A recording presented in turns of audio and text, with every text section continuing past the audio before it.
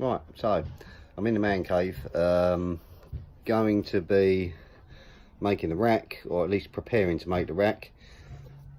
I'm going to turn this old rack, dismantle, I'm going to recycle, reuse, you know, I'll make my own anyway, so I'll just use the timber I've got here and hopefully make a decent amount tub hatchling rack with a few sort of grow on tubs in there, maybe 6 to 8 grow on tubs.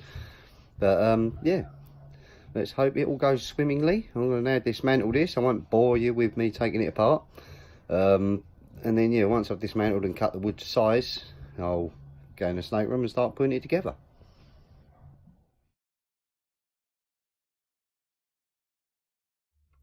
Hello everyone, welcome back.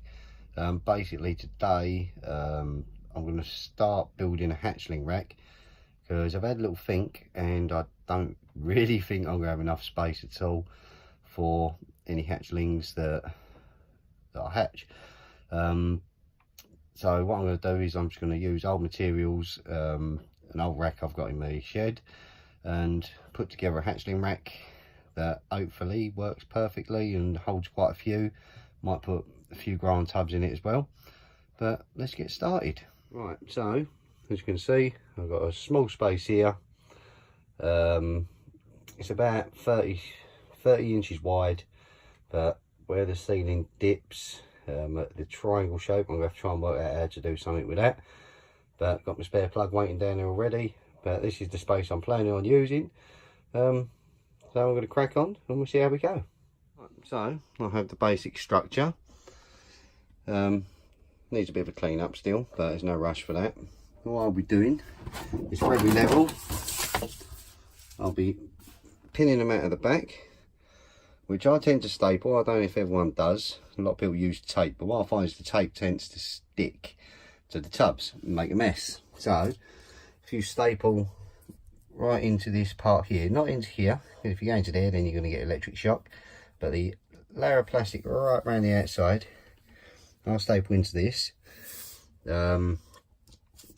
I'll quickly show you, just so you get what I mean.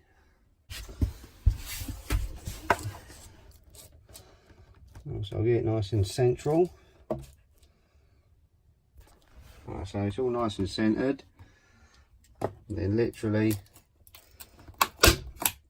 staple into that part, because then you'll know you're not going through the electrics.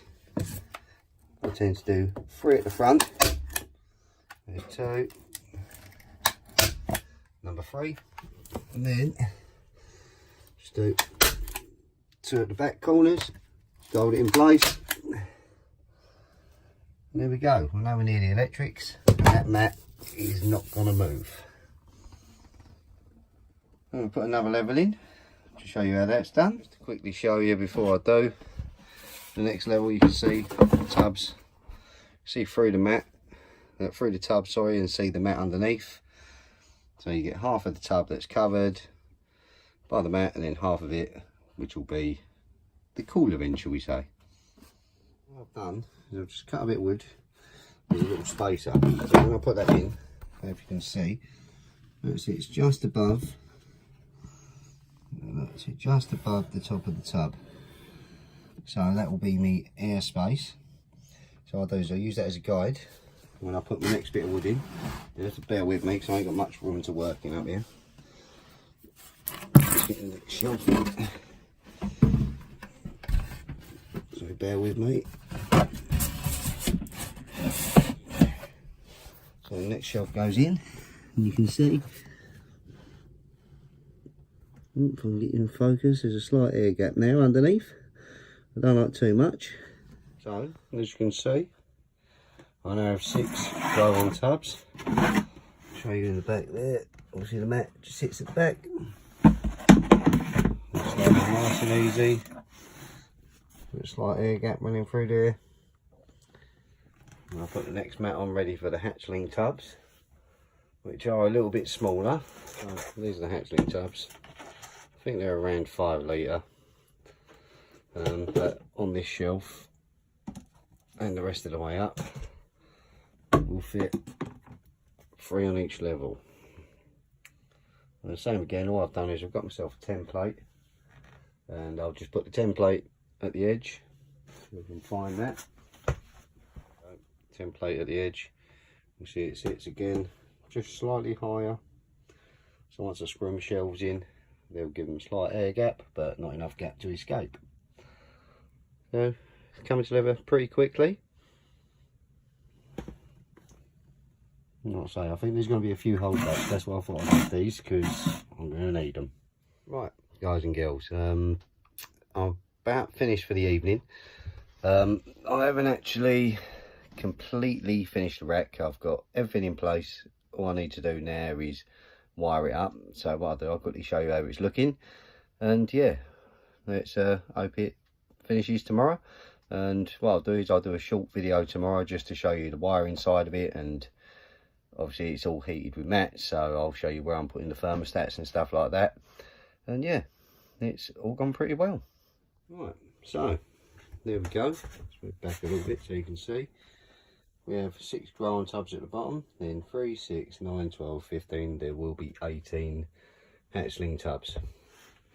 So let's just give me a load of space for anything I want to hold back, because obviously I've had these tubs here as well, but some of them have got snakes in at the moment. But over in these tubs over here, I do have some spares, and some 24 spares as well.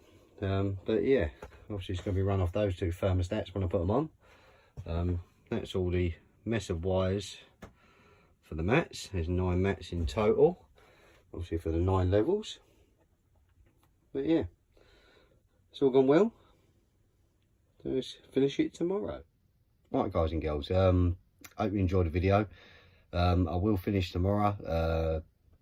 Just after work I'll come home, and it should only take me half hour or so to finish up on what I'm doing. I've got to put a bit of insulation on the back in, yeah, wire the mats in, connect them up, and give it a try. Hope you've enjoyed. Don't forget, like and subscribe. I'd love to get my subscribers up. They're not, you know, you're all there, it's not too bad, but obviously the bigger the better. Yeah, so don't forget to hit that like button, and I'll see you tomorrow.